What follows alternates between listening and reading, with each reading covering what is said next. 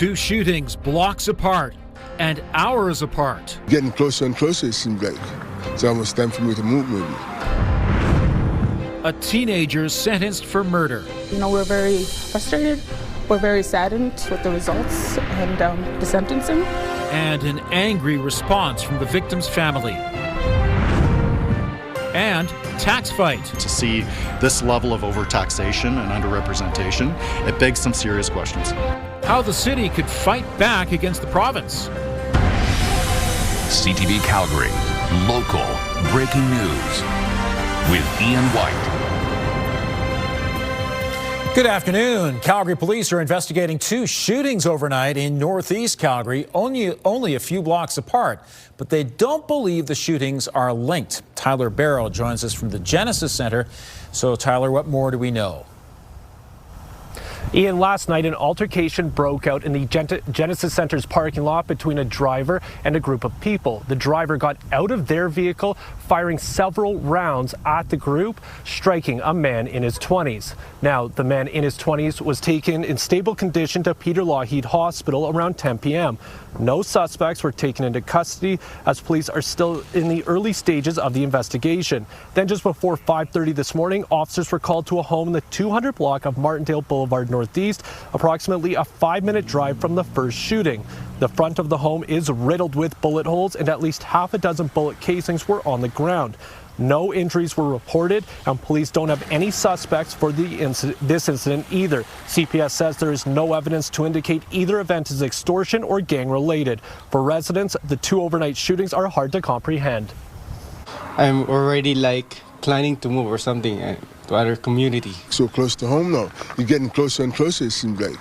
It's almost time for me to move, maybe. I'm completely shocked. I would not imagine something like this happening in such a place. Now, Ian, including this morning's shootings, CPS has responded to 20 shootings so far this year, 6 related to a series of extortions. To put that into context, by this time last year, CPS had only responded to 7 shootings. All right. Thanks very much, Tyler. One person was killed and another injured in a head-on collision on Highway 1 east of Calgary this morning. The westbound lanes just east of Stony Trail were closed for several hours after the crash around 6:15 this morning. Several vehicles and a semi were involved in the crash, and it was, as you can see, extremely foggy in the area at the time. The highway has since reopened. A judge has given the maximum sentence for a Calgary teen convicted in the March 2022 shooting death of 16-year-old Jal Accord Jal. Mark Villani is live at the Calgary Court Centre. And Mark, this may be the harshest possible punishment, but Jal's family is calling it a slap in the face.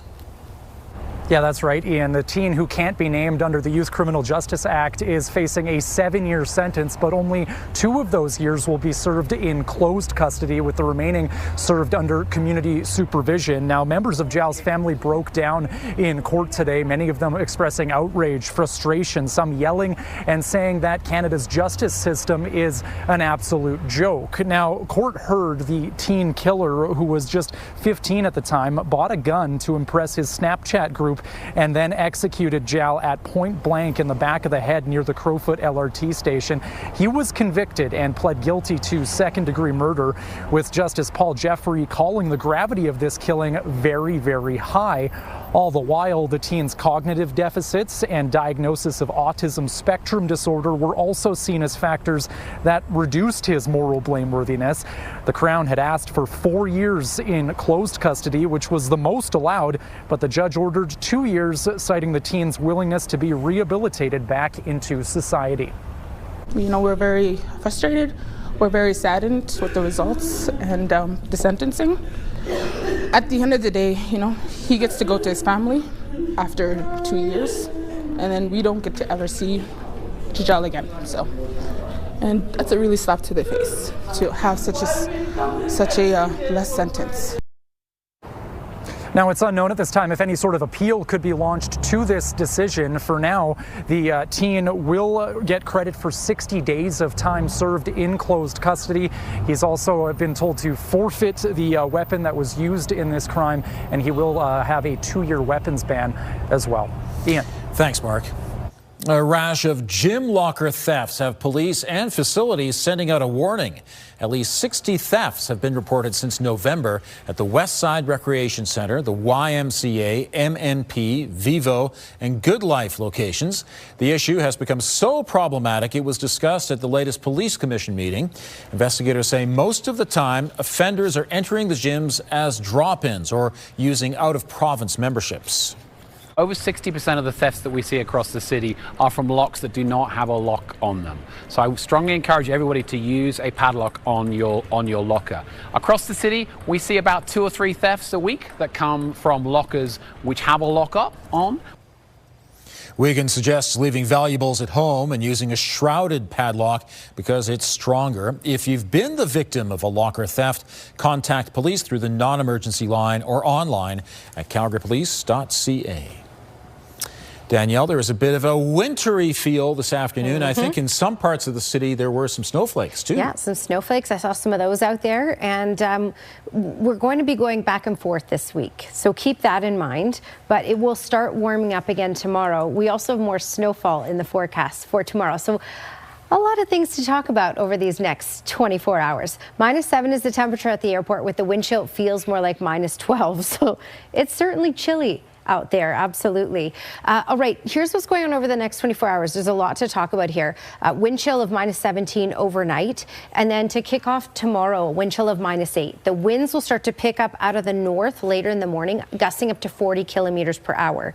We're looking at a high of 5 in the afternoon, but that will be early in the afternoon, around 2, and then temperatures will start to cool after 3 p.m. They'll start to drop fast, and after 4, we have the potential for some snowfall. That's your 24-hour forecast, brought to you by Fifth Avenue Volkswagen, family-owned, community-driven. Discover more at Fifth Avenue Volkswagen.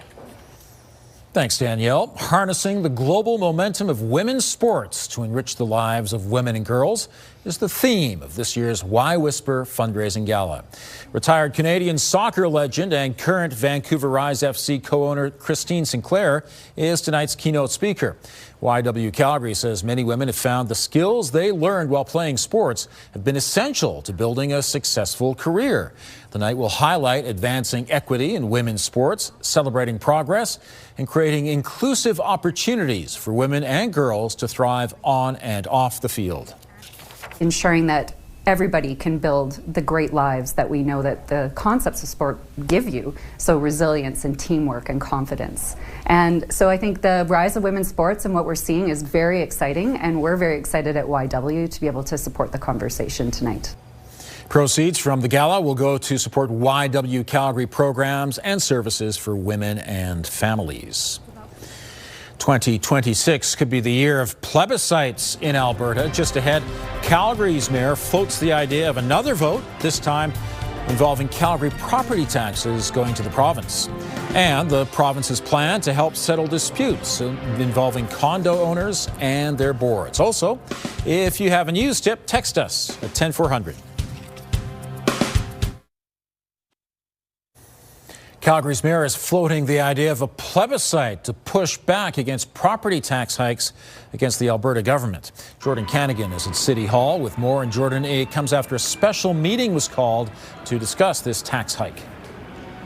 And Ian, as part of the provincial budget released last week, education property tax rates across all Alberta were increased, but Calgary is getting hit especially hard. So the mayor called a special meeting of council today to try to figure out what, if anything, the city could possibly do about that.